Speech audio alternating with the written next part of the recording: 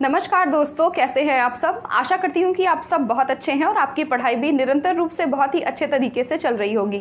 मेरा नाम है उपासना श्रीवास्तव और स्वागत है आप सभी का आपके चैनल द क्वेस्ट 001 पर, जहां हम आज विश्व भूगोल के दूसरे चैप्टर यूनिवर्स को पढ़ रहे हैं। और कल की क्लास में हम लोगों ने देखा हुआ था ओरिजिन ऑफ यूनिवर्स से संबंधित कुछ थियोरीज के विषय में, जहाँ हम लोगों ने बात किया हुआ था steady state theory, pulsating universe theory और इन्फ्लेशनरी थियोरी के विषय में।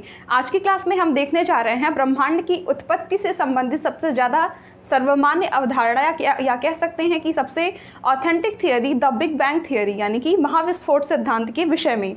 देखिए, जिसे हम एक्सपैंडिंग यूनिवर्स हाइपोथेसिस के नाम से भी जानते हैं, यानी कि ब्रह्मांडीय विस्तारित परिकल्पना के नाम से भी जानते हैं। देखिए, ये ब्रह्मांड की उत्पत्ति की सबसे सर्वमान्य या सबसे ऑथेंटिक थियोरी क्यों है, अगर मैं आपसे पूछूं तो इसके पीछे कारण है क्योंकि ये जो थियोरी है बिग बैंग, ये थियोरेटिकली और प्लस मैथमेटिकली ये प्रूफ किया गया है कि ऐसी चीज़ें जो कि इस थियोरी में आपको बताई जाएंगी वो एक्चुअल में प्रूफ हैं। लेकिन कुछ चीज़ें ऐसी भी हैं जो कि अभी भी रिसर्च में चल रही हैं। अभी भी हमें पता नहीं चला है कि जिस कण से या जिस कण को हम आधार मान करके कहते हैं कि इस फंडामेंटल पार्टिकल से ब्रह्मांड की उत्पत्ति हुई होगी, वो आखिर है क्या। देखिए, ये जो बिग बैंग थियोरी है इसमें हमें बताया गया है कि किस प्रकार ये जो आज हम ब्रह्मांड देखते हैं और ब्रह्मांड में उपस्थित जितनी भी चीज़ें हैं वो कई अरब साल पहले, लगभग 13.7 अरब साल पहले एक छोटे टाइनी पार्टिकल के रूप में एडजस्ट करता था या उसमें जो है समाहित था, जिसे हम नाम देते हैं सिंगुलैरिटी। ये जो टीनी पार्टिकल है इसे हम नाम देते हैं सिंगुलैरिटी। सिंगुलैरिटी हिंदी में से हम बोलते हैं विलक्षणता। सिंगुलैरिटी का अर्थ होता है ऐसी कोई भी चीज़ जिसके विषय में हमें कुछ भी ज्ञात ना हो, यानी कि ऐसी चीज़ जिसके विषय में अभी भी कोई भी रिसर्च जो चल रही है उसमें हमें कुछ भी पता नहीं चला है कि आखिर ब्रह्मांड की उत्पत्ति जिस कण से हुई है वो एक्चुअल में है क्या। और इसे वैज्ञानिकों ने बोला सिंगुलैरिटी। तो इसे हम बोल सकते हैं कि ये अननोन थिंग है, जिसके विषय में हमें अभी भी कुछ भी नहीं पता है। तो इसमें जो बिग बैंग थियोरी है इसे प्रपोज्ड किया था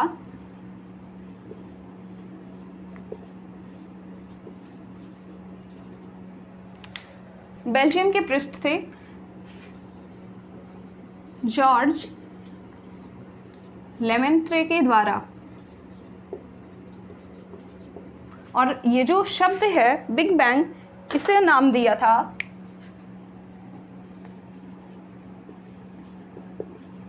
जो बिग बैंग शब्द है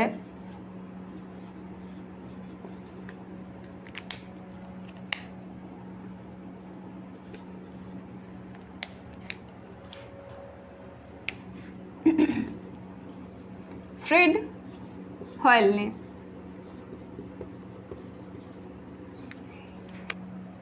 तो देखिए, जो बिग बैंग थियोरी है वो हमें बताती है कि आज जो कुछ भी चीज़ें हम ब्रह्मांड में देख रहे हैं, चाहे वो कोई सुपर क्लस्टर हो, गैलेक्सी हो, स्टार हो, सैटेलाइट हो, प्लैनेट्स हो, यानी कि कुछ भी जो भी चीज़ हम आज यूनिवर्स में देख रहे हैं वो सारी चीज़ें 13.7 अरब साल पहले एक छोटे टाइनी पार्टिकल के रूप में एडजस्ट करती थी या उसमें जो है समाहित थी, जिसे हम सिंगुलैरिटी के नाम से जानते हैं। ये जो सिंगुलैरिटी शब्द है इसका हिंदी अर्थ होता है विलक्षणता, यानी कि ऐसी कोई भी चीज़ जिसके विषय में हमें कुछ भी नहीं पता है।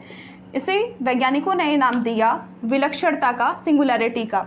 और इस जो सब एटॉमिक पार्टिकल है इसकी इनफाइनाइट प्रेशर, इसका इनफाइनाइट प्रेशर, इनफाइनाइट टेम्परेचर और इनफाइनाइट डेंसिटी के साथ में ये एग्जिस्ट करता था, जिसमें मैक्सिमम कॉन्सेंट्रेशन के कारण 10⁻³ सेकंड से लेकर के 10⁻⁴ सेकंड के बीच में मैक्सिमम कॉन्सेंट्रेशन यानी अत्यधिक संकेंद्रण के कारण इसमें सुपर एक्सप्लोजन हुआ, यानी कि महाविस्फोट हुआ, जिसे हम नाम देते हैं बिग बैंग का। और इसके कारण जितने भी मैटर्स निकले उन्हीं से आज हम जो कुछ भी इस ब्रह्मांड में देख रहे हैं उसकी उत्पत्ति हुई है। तो चलिए इसे अब हम समझते हैं। तो ये जो टाइनी पार्टिकल था ये इनफाइनाइट प्रेशर, इनफाइनाइट टेम्परेचर और इनफाइनाइट डेंसिटी के साथ में यूनिवर्स में एग्जिस्ट करता था, जिसमें लगभग 10⁻³ सेकंड से लेकर के 10⁻⁴ सेकंड के बीच में, यानी कि ये जो एक्सप्लोजन है वो इतनी जल्दी हो रहा है कि इसकी हम गणना भी नहीं कर सकते, क्योंकि जो ह्यूमंस हैं, यानी कि आज हम केवल 10⁻⁴ सेकंड ही टाइम को हम कैलकुलेट कर सकते हैं। इसके बाद के टाइम को हम कभी भी कैलकुलेट नहीं कर सकते, और इस समय को हम बोलते हैं प्लैंक टाइम। तो अभी हम यहाँ लिख देंगे। तो और ये जो घटना हो रही है ये इससे भी कम समय के बीच में हो रही है, यानी कि 10⁻³ सेकंड के बीच में इतना बड़ा एक्सप्लोजन हो रहा है। और इस सुपर एक्सप्लोजन के कारण जितने भी मैटर्स निकले उससे हमारे यूनिवर्स का ओरिजिन हुआ। तो देखिए, इसमें जब सुपर एक्सप्लोजन की घटना हुई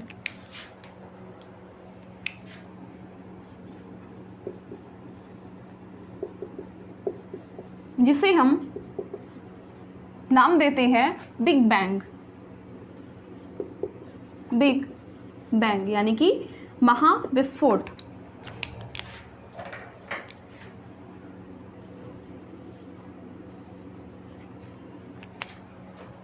और जो ये सुपर एक्सप्लोजन हो रहा है ये लगभग 13.7 बिलियन ईयर अगो पहले जो है ये घटना हुई थी। तो देखिए, जब बिग बैंग की घटना हुई, यानी कि जब महाविस्फोट हुआ, तो आप इसका एक एग्जांपल ले सकते हैं। जैसे अगर हम एक बलून लें और उसमें हम कंटिन्यू जो है एयर फिल करते जाएं, तो एक टाइम के बाद में जब वो बलून अपने मैक्सिमम साइज और शेप को मेंटेन कर लेगा, और अगर उसके बाद में भी हम उसमें एयर फिल करते जाएं तो क्या होगा, वो उसमें जो एयर के मॉलिक्यूल्स होंगे वो बहुत ही मैक्सिमम, या कहते हैं कैसे कह सकते हैं कि बहुत ही डेंस रूप में जो है भर जाएंगे, उसकी डेंसिटी जो है मैक्सिमम हो जाएगी। और जब प्रेशर लगेगा, यानी कि जब उस पर बाहर का भी प्रेशर लग रहा है और अंदर से भी प्रेशर जो है बाहर की ओर रिलीज़ होना चाह रहा है, तो क्या होगा, एक टाइम के बाद में वो मैक्सिमम कॉन्सेंट्रेशन के कारण जो है फट जाएगा। सेम वही घटना जो है यहाँ पर भी अप्लाई हो रही है कि यहाँ पर भी जो सब एटॉमिक पार्टिकल है वो बहुत ही ज़्यादा डेंस है, एक्सट्रीम लेवल का, उसका टेम्परेचर बहुत ही ज़्यादा है, जिसके कारण मैक्सिमम कॉन्सेंट्रेशन के कारण, यहाँ लिख दे रही हूँ,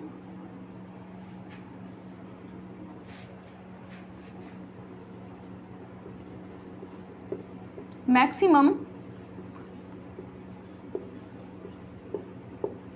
कॉन्सेंट्रेशन के कारण ये जो टाइनी पार्टिकल था ये सुपर एक्सप्लोजन इसमें होता है, और इसके कारण जो सुपर एक्सप्लोजन होता है इसे ही हम नाम देते हैं बिग बैंग का। तो इसके बाद जो है ये जो टाइनी पार्टिकल था इसमें से कुछ अलग अलग प्रकार के मैटर्स निकलते हैं और एनर्जीज निकलती हैं, जिसमें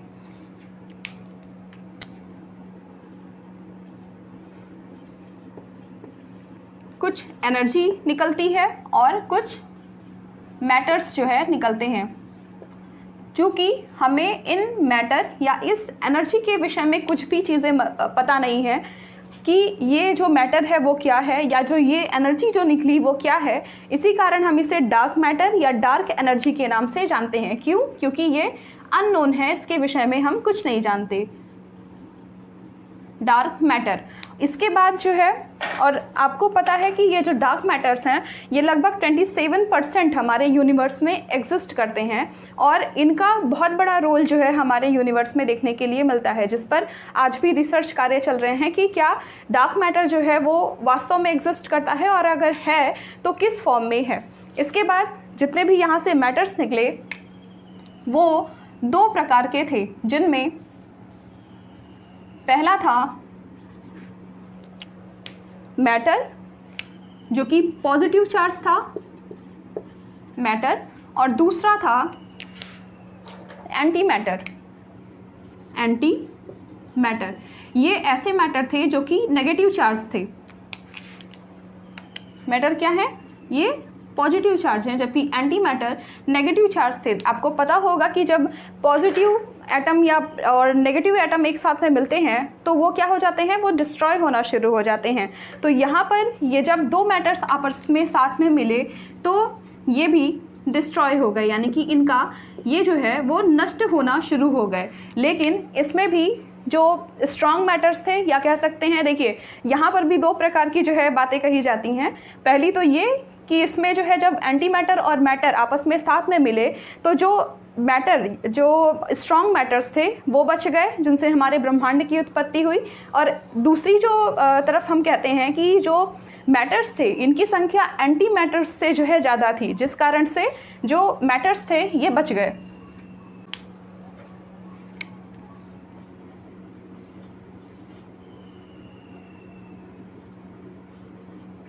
तो इस कारण से जो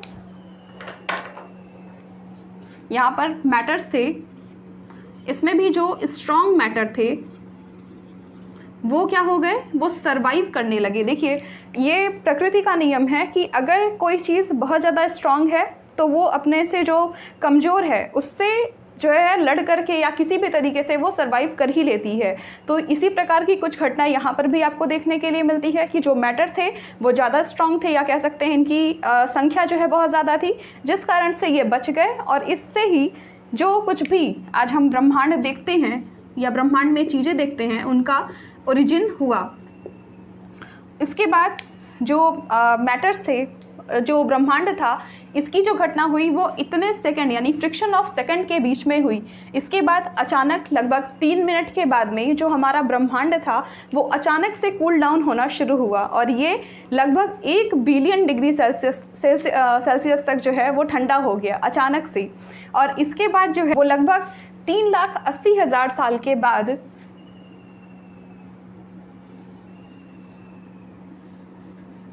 इसमें लगभग 3,80,000 साल के बाद जो एटम्स थे वो अब बनना शुरू हो रहे हैं, जिनमें सबसे पहले हाइड्रोजन और हीलियम्स के एलिमेंट्स हमें देखने के लिए मिले। तो इसमें सबसे पहले हमें हाइड्रोजन प्लस हीलियम हमें देखने के लिए मिली। और जैसे ही ब्रह्मांड में हाइड्रोजन और हीलियम जैसे एटम्स का फॉर्मेशन हुआ, यहाँ से लाइट इमिट करना शुरू हुई। और जब ब्रह्मांड की पहली ऊर्जा या ब्रह्मांड की पहली लाइट में देखने के लिए मिली, तो इसी के साथ में जो सूर्य था उसकी उत्पत्ति हुई 5 बिलियन साल पहले।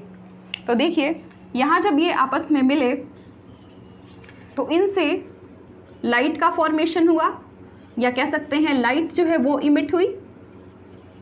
और लगभग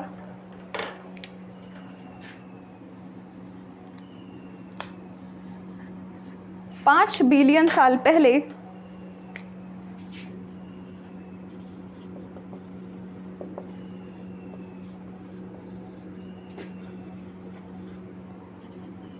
हमारा जो स्टार था यानी कि हमारा जो सूर्य था उसका फॉर्मेशन हुआ। और इस तरीके से जैसे जैसे टाइम बीतता जा रहा है, आप ये सारी चीज़ें टाइमिंग पर ही देख रहे हैं कि कैसे 3 मिनट के अंदर जो है 1 billion degree Celsius temperature cool down हुआ। उसके बाद लगभग 3,80,000 साल के बाद हाइड्रोजन और हीलियम जैसे एटम जो है बनना शुरू हुए। इसके पहले एटम बन ही नहीं रहे थे क्योंकि इतना ज़्यादा टेम्परेचर था कि एटम भी नहीं बन पा रहे थे, सोचिए। और इसके बाद में लगभग हाइड्रोजन और हीलियम को आपस में मिलने में लगभग 500 से 600 मिलियन साल का समय लग गया। इसको आपस में जुड़ने में केवल 500 to 600 मिलियन ईयर लग गए। इसके बाद में जब हाइड्रोजन और हीलियम जैसे तत्व आपस में मिले तो इससे ब्रह्मांड की पहली लाइट इमिट हुई। इसके बाद लगभग 5 बिलियन साल पहले सूर्य की उत्पत्ति हुई, हमारे तारे की उत्पत्ति हुई। और जब ये घटना हो रही थी, जैसे जैसे ये समय बीतता जा रहा था, तो इससे कुछ अलग अलग प्रकार की फोर्सेस भी निकली थी बिग बैंग घटना के दौरान में, जिसमें लगभग 4 प्रकार की फोर्सेस जो है निकली, जिसमें weak force, strong force, weak, strong, electromagnetic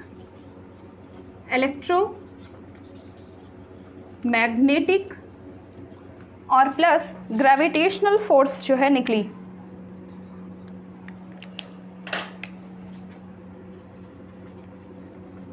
gravitational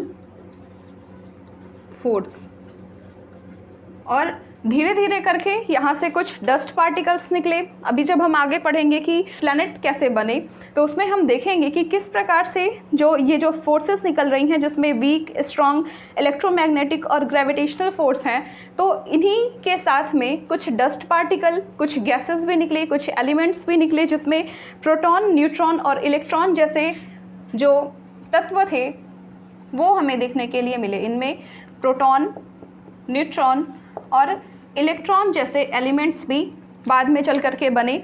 और जो डस्ट पार्टिकल, जो गैसेस निकली हुई थी, वो ड्यू टू ग्रेविटेशनल फोर्स के कारण ये आपस में जो है जुड़ना शुरू हुई।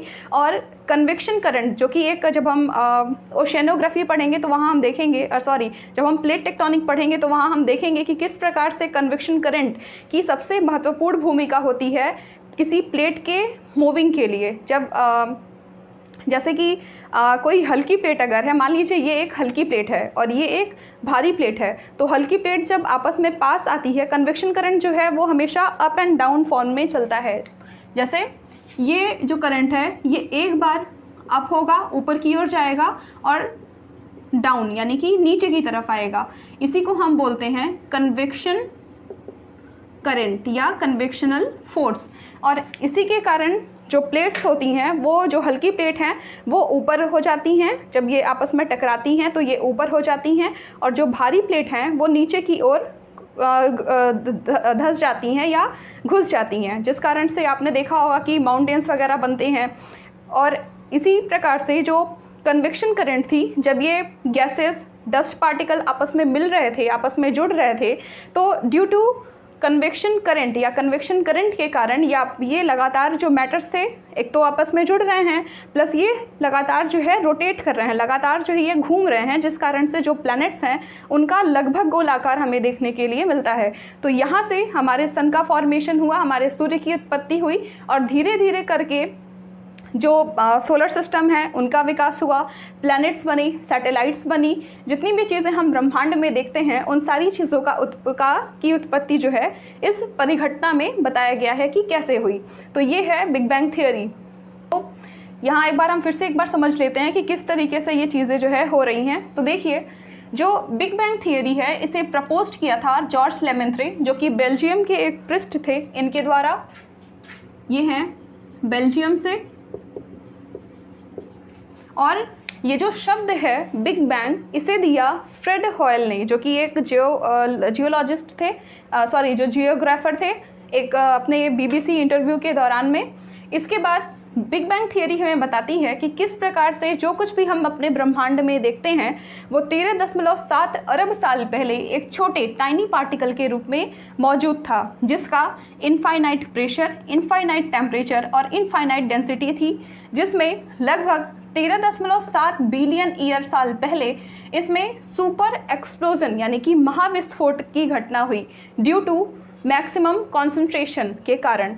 लगभग 10⁻³ सेकेंड से लेकर के 10⁻⁴ सेकेंड के बीच में, और जिस सुपर एक्सप्लोजन को वैज्ञानिकों ने नाम दिया बिग बैंग, महाविस्फोट। इसके बाद जब बिग बैंग की घटना हुई तो इससे अलग अलग प्रकार के मैटर्स, एनर्जीज निकली, जिनके विषय में आज भी हम शोध कर रहे हैं कि डार्क एनर्जीज या डार्क मैटर्स जो है क्या। इसके बाद में जो मैटर्स थे उनमें भी दो प्रकार के मैटर थे। एक थे मैटर जो कि पॉजिटिव चार्ज थे, और एक थे एंटी मैटर जो कि नेगेटिव चार्ज थे। बाद में जब मैटर और एंटी मैटर आपस में जुड़ने लगे तो चूँकि इनका ये गुण होता है कि जब पॉजिटिव और नेगेटिव चीज़ें आपस में मिलती हैं तो ये नष्ट होने लगती हैं, तो ये जो मैटर्स थे ये भी आपस में डिस्ट्रॉय होना शुरू हो गए। जो स्ट्रॉन्ग मैटर्स थे या जो पॉजिटिव मैटर्स जो बच गए, उनसे ही हमारे ब्रह्मांड की उत्पत्ति हुई। इसके बाद जब ये घटना हो रही थी तो लगभग 3,80,000 साल के बाद एटम्स का फॉर्मेशन होना शुरू हुआ, यानी कि इतने साल के बाद जो है एटम बनना शुरू हुए। इसके बाद लगभग 500 से 600 मिलियन साल के बाद हाइड्रोजन और हीलियम के आपस में मिलने के कारण लाइट इमिट हुई, जो कि कह सकते हैं कि ये ब्रह्मांड की पहली लाइट रही होगी। इसके बाद लगभग 5 बिलियन साल पहले हमारे सूर्य का फॉर्मेशन हुआ, और इस एक्सप्लोजन के साथ में ही जैसे जैसे टाइम बढ़ता गया वैसे वैसे अलग अलग प्रकार की फोर्सेस, अलग अलग प्रकार की एनर्जी, अलग अलग प्रकार के एलिमेंट्स, डस्ट पार्टिकल, गैसेस, ये सारी चीज़ें जो है बनना शुरू हुई।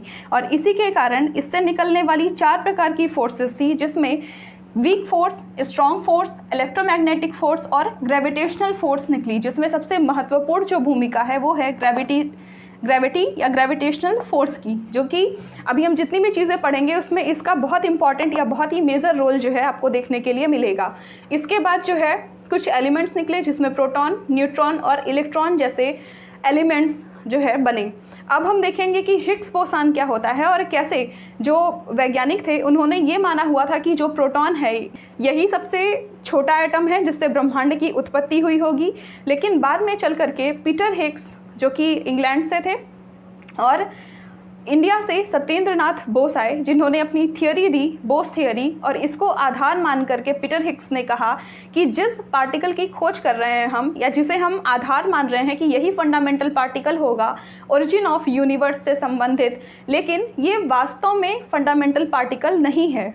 तो चलिए आइए इसे हम समझते हैं कि जिस फंडामेंटल पार्टिकल की हम खोज कर रहे हैं असल में अभी हमें वो चीज़ मिली ही नहीं है, जबकि अभी भी हम उस एटम को जो है लगभग और भी ज़्यादा तोड़ सकते हैं, या अभी भी हम उसके और हिस्से कर सकते हैं और पता कर सकते हैं कि आखिर किस चीज़ से या किस फंडामेंटल पार्टिकल से ब्रह्मांड की उत्पत्ति हुई। तो इसकी खोज के लिए 1964 में 2 वैज्ञानिक आए। सबसे पहले थे Peter Higgs, Peter Higgs Britain से, जिन्होंने बताया कि ये जो पार्टिकल है ये फंडामेंटल पार्टिकल नहीं है। और इन्होंने जो अपनी ये थियोरी दी, ये सत्येंद्र नाथ बोस जो कि इंडिया के साइंटिस्ट थे, इनकी दी गई थियोरी, बोसान थियोरी या बोस थियोरी को आधार मान करके इन्होंने ये बात कही। इसके बाद में जो पार्टिकल था या जिस फंडामेंटल पार्टिकल को अब हम ढूंढ रहे हैं, इसी के कारण इस फंडामेंटल पार्टिकल का नाम रखा गया हिग्स बोसान, जो कि पीटर हिग्स और सत्येंद्र नाथ बोस के नाम पर जो है पड़ा हुआ था। बाद में चल कर के 1964 में ही एक दूसरे वैज्ञानिक आए, लिएंडर मैन, जिन्होंने ये कहा कि जिस पार्टिकल को आप नाम दे रहे हैं हिग्स बोसान का, इन्होंने इस पार्टिकल को नाम दिया गॉड पार्टिकल, यानी कि ये कुछ ऐसा पार्टिकल है।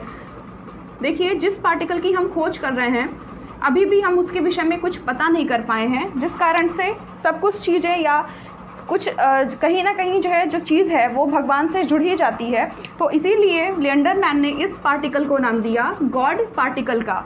बाद में जब ये चीज़ें चल रही हैं तो इसी बीच 1954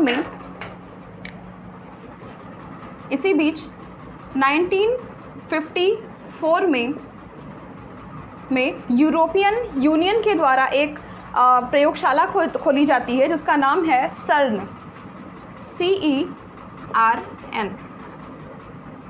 इसका फुल फॉर्म है यूरोपियन यूनियन ऑफ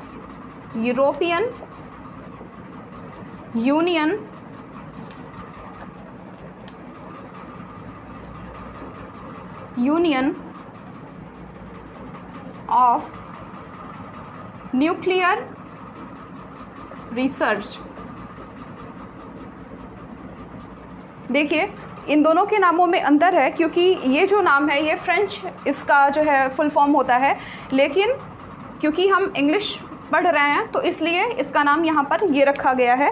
तो ये जो लेबोरेटरी है ये पार्टिकल फिजिक्स की सबसे बड़ी लेबोरेटरी है पूरे विश्व में, जैसे कि जहाँ पर जो है एटम्स का अध्ययन किया जाता है। जैसे कि जितने भी सब्जेक्ट हैं उनके कुछ ना कुछ ब्रांचेस होती हैं। जैसे जियोग्राफी जब हम पढ़ रहे थे तो उसमें हम लोगों ने पढ़ा हुआ था जियोमॉर्फोलॉजी, ओशियनोग्राफी, इन सारी चीज़ों के विषय में। तो ऐसे ही फिजिक्स में ये जो प्रयोगशाला है ये रिसर्च करती है पार्टिकल फिजिक्स के ऊपर,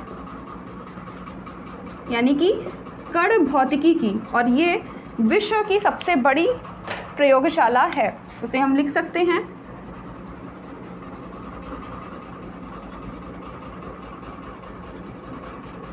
लॉन्गेस्ट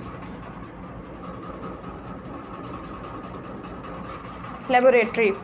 तो जो सर्न है, सर्न का फुल फॉर्म है European union of nuclear research, जो कि पार्टिकल फिजिक्स की लेबोरेटरी है, पूरे विश्व की सबसे बड़ी लेबोरेटरी, जहां पर 2012 में एक मशीन बनाया गया जिसका नाम है LHC, large hadron collider.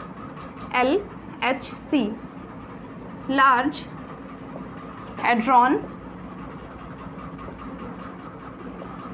Collider. इस मशीन का निर्माण इसलिए किया गया था क्योंकि यहाँ पर हमें देखना था कि जब प्रोटॉन जो है वो फंडामेंटल पार्टिकल नहीं है, तो आखिर फंडामेंटल पार्टिकल है क्या, जिसकी खोज के लिए या इस मशीन में प्रोटॉन से टक्कर करवाई गई लगभग लाइट स्पीड के आसपास जो है। और यहाँ पर जो प्रोटॉन थे, इनकी प्रोटॉन से जो है टक्कर करवाई गई, और इस टक्कर के कारण जो प्रोटॉन था, ये जो प्रोटॉन है ये वापस से दो हिस्सों में टूटा, क्वार्क और ग्लूऑन। जो क्वार्क है वो यहाँ पर मुख्य पार्टिकल है, क्वार्क, और दूसरा पार्टिकल था ग्लूऑन। ग्लूऑन जो है वो प्रोटॉन और न्यूट्रॉन को आपस में जोड़ने का काम करता है, जबकि मेन पार्टिकल है वो क्वार्क है। तो इस प्रकार से जो ये LHC है, इसकी स्थापना हुई थी 2012 में, 12 में, और ये जो पार्टिकल थे जो ये टूटे थे, ये लगभग 2010 में जो है 2012 में जो है ये हुआ था, और 2010 में इस मशीन की स्थापना की गई। तो इस प्रकार से जो प्रोटॉन था ये वापस से दो हिस्सों में टूटा, क्वार्क और ग्लूऑन। और आज भी हम उस फंडामेंटल पार्टिकल की खोज कर रहे हैं जिससे कि ब्रह्मांड की उत्पत्ति हुई है, क्योंकि आज भी हम ये बता नहीं सकते कि ये जो पार्टिकल हैं ये वापस टूटेंगे या नहीं टूटेंगे, जिसको लेकर के आज भी रिसर्च चल रहे हैं, और आज भी हम इस गॉड पार्टिकल की खोज जो है कर रहे हैं। आपको एक चीज़ बताना मैं भूल गई थी कि ये जो थियरी है बिग बैंग, इसको लेकर के जो है कुछ प्रूफ्स दिए गए हैं, तो आप यहाँ पर इसको डाल लीजिए। बिग बैंग थियरी के लिए ये कुछ प्रूफ दिए गए, जिसमें सबसे पहला जो प्रूफ था वो है CMBR, यानी कि कॉस्मिक माइक्रोवेव बैकग्राउंड रेडिएशन, जो कि ब्रह्मांड की सबसे पहली एनर्जी है या लाइट है, CMBR। इसे मैं बोल दे रही हूँ, आप लिख लीजिए, कॉस्मिक माइक्रोवेव बैकग्राउंड रेडिएशन, जो ब्रह्मांड की सबसे पहली रेडिएशन या सबसे पहली एनर्जी है। इसके अलावा दूसरा जो प्रूफ है वो है यूनिवर्स एक्सपेंडिंग थियरी, जो कि हबल के द्वारा जो है दी गई है, और इसमें बताया गया है कि किस प्रकार से जो ब्रह्मांड है वो आज भी लगातार जो है विस्तारित हो रहा है। इसे दिया था हबल ने, ये हम पढ़ चुके हैं।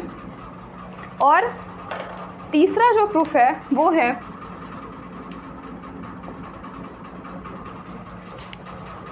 है रेड शिफ्ट परिघटना की।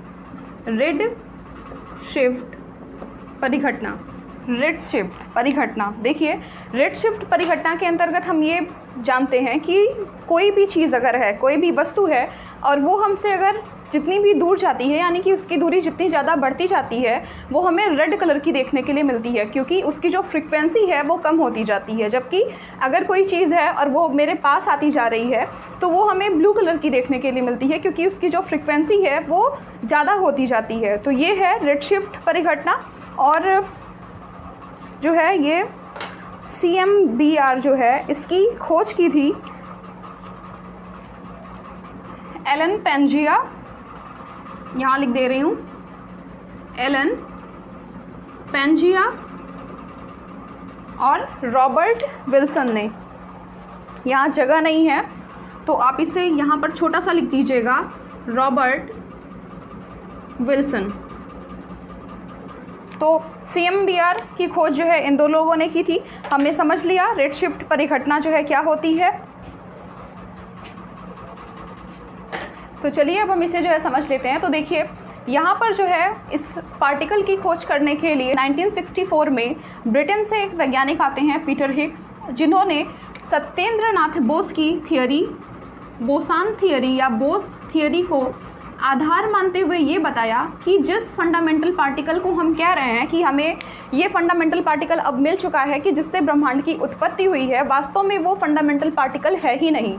और इस बात के लिए जो ये कण था जिसकी खोज हम कर रहे हैं, जिस फंडामेंटल पार्टिकल को हम ढूंढ रहे हैं, इसका नाम रखा गया हिग्स बोसान, इनके सम्मान के रूप में। बाद में 1964 में ही दूसरे वैज्ञानिक आए लिएंडरमैन, जिन्होंने इसका नाम रखा गॉड पार्टिकल। इसके बाद जो है इसी बीच जब ये चीज़ें हो रही थी तो 29 सितंबर 1954